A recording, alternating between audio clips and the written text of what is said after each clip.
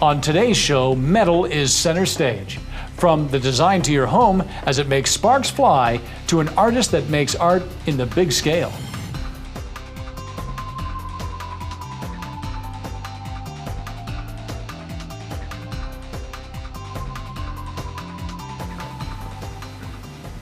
Hello and welcome to another edition of Max Magazine. I'm your host, Brad Graves. And today's episode, this is going to be fun. It's a very artistic episode because today we're going to meet some very talented, unique men and women who are very talented at what they do.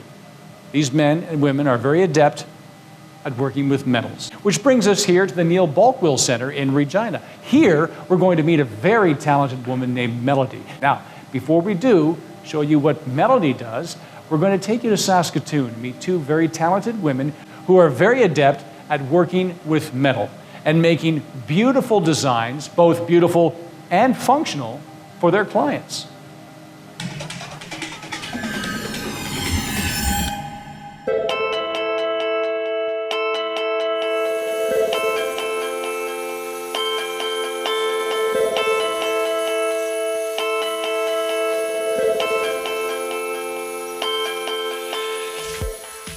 I used to work in the industry, but what I did was management.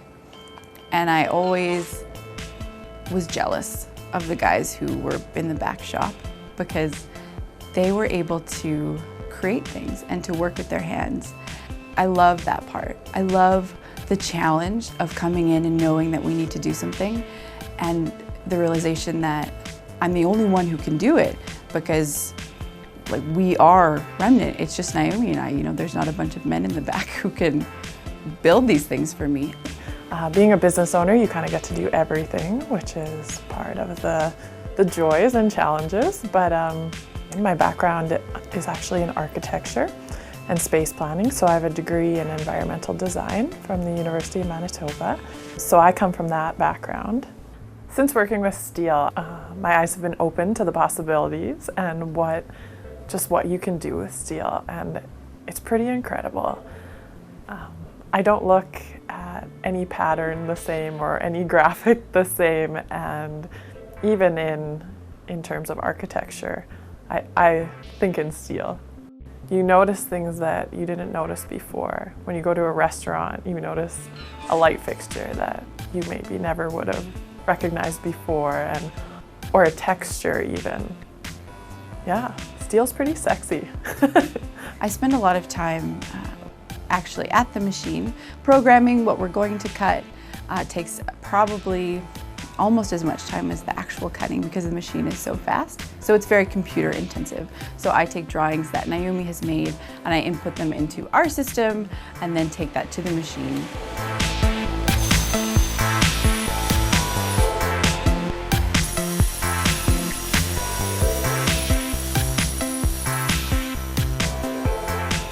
A plasma cutting machine is something that's widely used in the industry. They actually started using plasma cutting machines during the Second World War. It started when they needed to weld on a large scale, and so the plasma cutting table began. It's like a saw, but it uses gases. So it takes a gas and it heats it to an intense level and turns it into the fourth state of matter, which is plasma. Different materials are cut using different gases. The most common is we actually use a lot of air. So when I'm cutting aluminum, I'm actually just using air, which still blows my mind how that even works.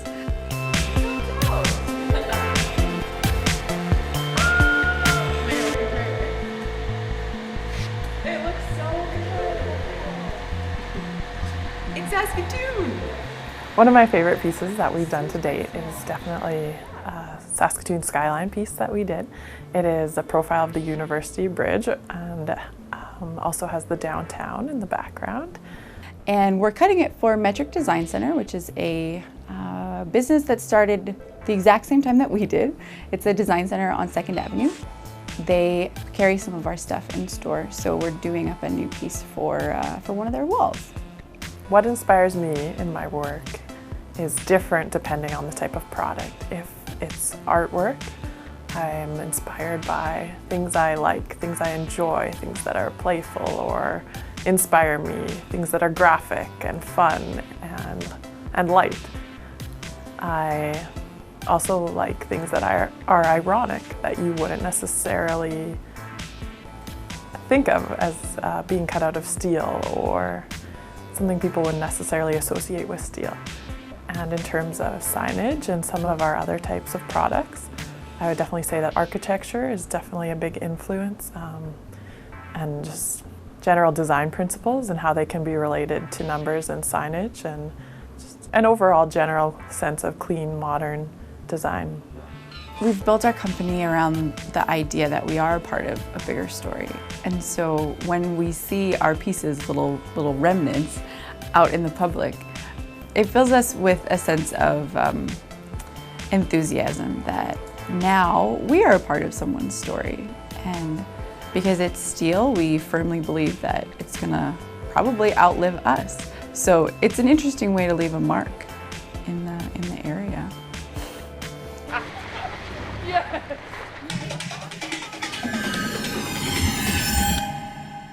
Welcome back. I'd now like to introduce you to a very talented artist in her own right. This is Melody Armstrong. So first off, Melody, thanks a lot for being on the show.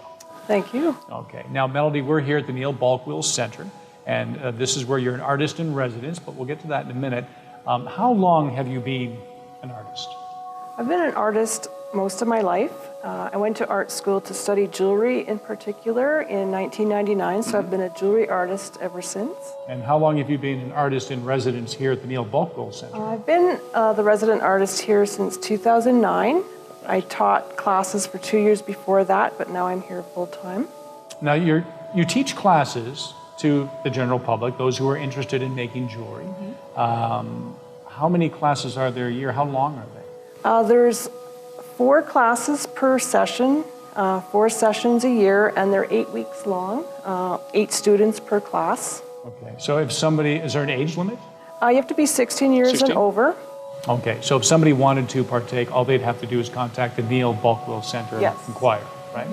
So now I see here some beautiful work that you're doing right now for some future projects. Okay, now we're going to show you what those are in just a second. But first, Max cameras take you to Outlook, to another artist's very busy metal workshop.